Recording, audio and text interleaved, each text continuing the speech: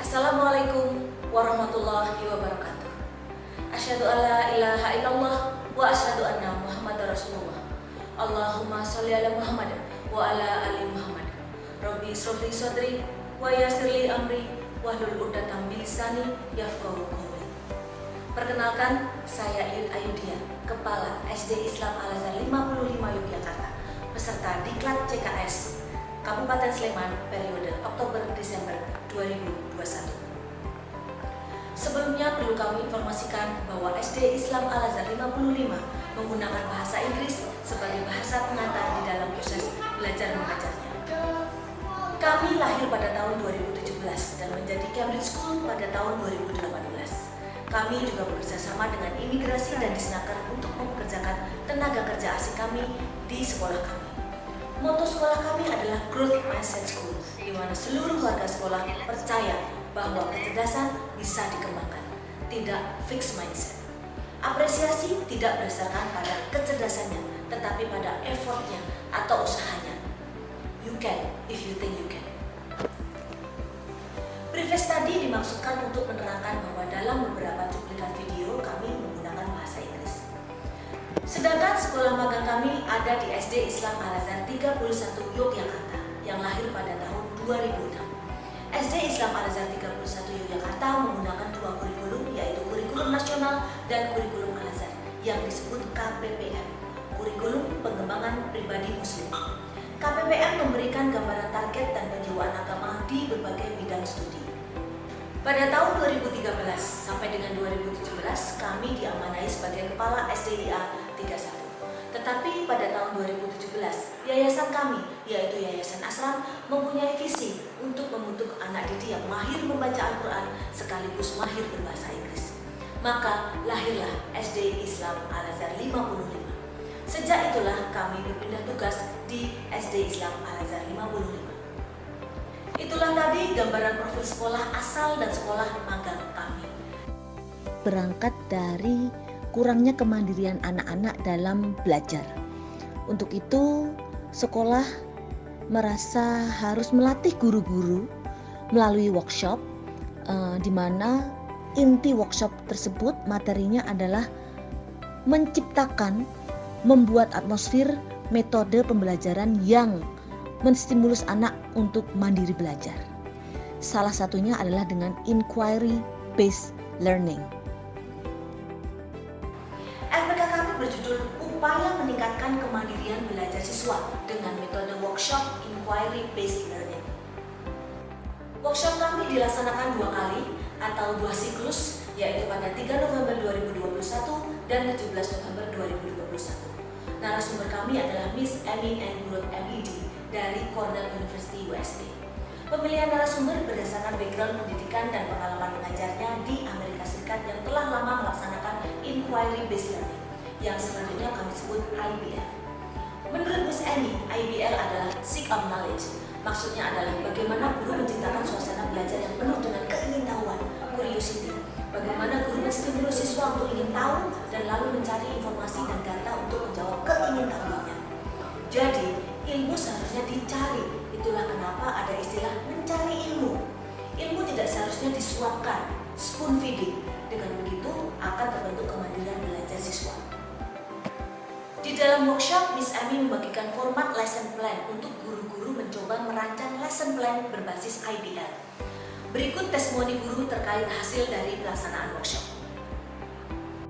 Assalamualaikum warahmatullahi wabarakatuh. Perkenalkan, nama saya Rizwita Rahayu. Saya guru kelas 5 sekaligus koordinator kurikulum di SD Islam Al-Azhar 55 Yogyakarta. Pendapat saya mengenai workshop inquiry based learning yang telah dilaksanakan beberapa minggu lalu sangat luar biasa.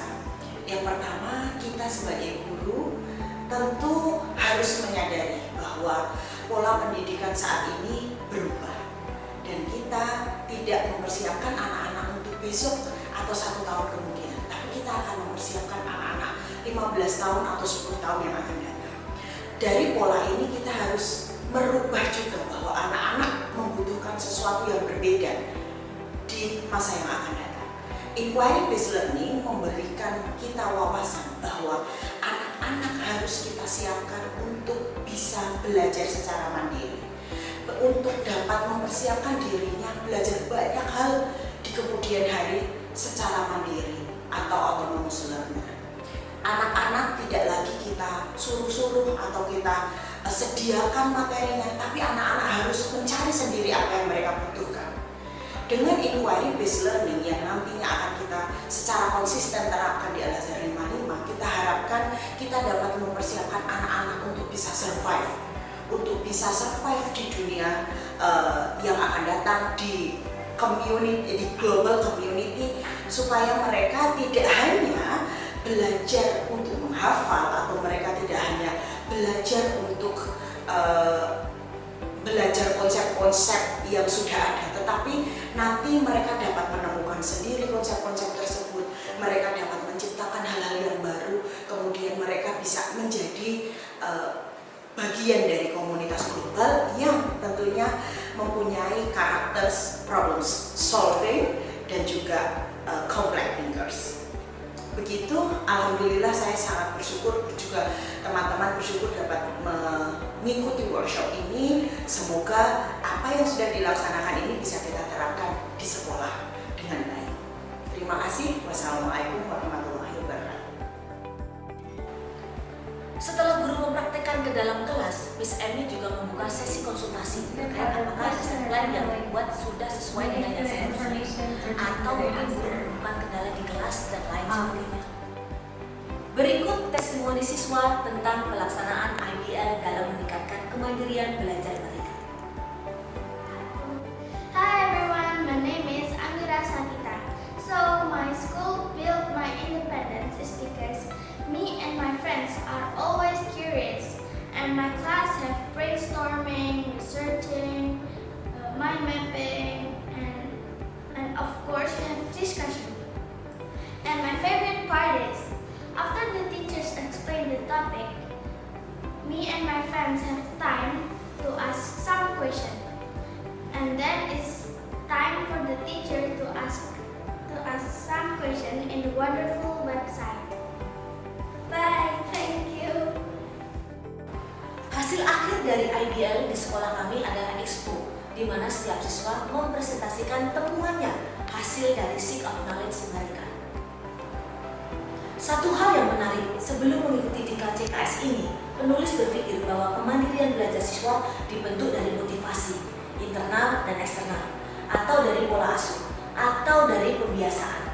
Tapi ternyata kemandirian bisa dibentuk dari metode belajar, salah satunya yaitu dengan metode belajar inquiry based learning. Harapannya dengan IBL dilaksanakan secara terus-menerus, kemandirian belajar siswa secara keseluruhan dapat meningkat, yang akhirnya performa akademik meningkat dan mutu sekolah meningkat pula. Sejatinya pendidikan itu untuk preparing them for life or for work life, bukan hanya sekedar untuk nilai rapor atau hasil ujian yang bagus. Berikut adalah hasil peningkatan dari siklus 1 ke siklus 2.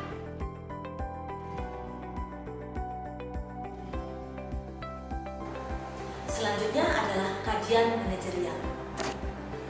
Hasil dari kajian manajerial bahwa kedua sekolah kurang lebih sama, masing-masing mempunyai keunggulan masing-masing. SDIA 31 dengan tahfidznya dan SDIA 55 dengan bahasa Inggrisnya. Sedangkan untuk PK, peningkatan kompetensi, kelemahan utama kami adalah bermasyarakat di lingkungan tempat tinggalnya. Dengan berkonsultasi dengan mentor 2, diketahui bahwa mentor 2 aktif di lingkungan tempat tinggalnya.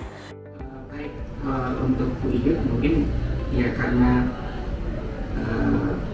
melihat pengalaman yang saya lakukan, dan saya bisa memberikan saran karena sudah saya lakukan, mungkin bisa masuk ke TPA terdekat.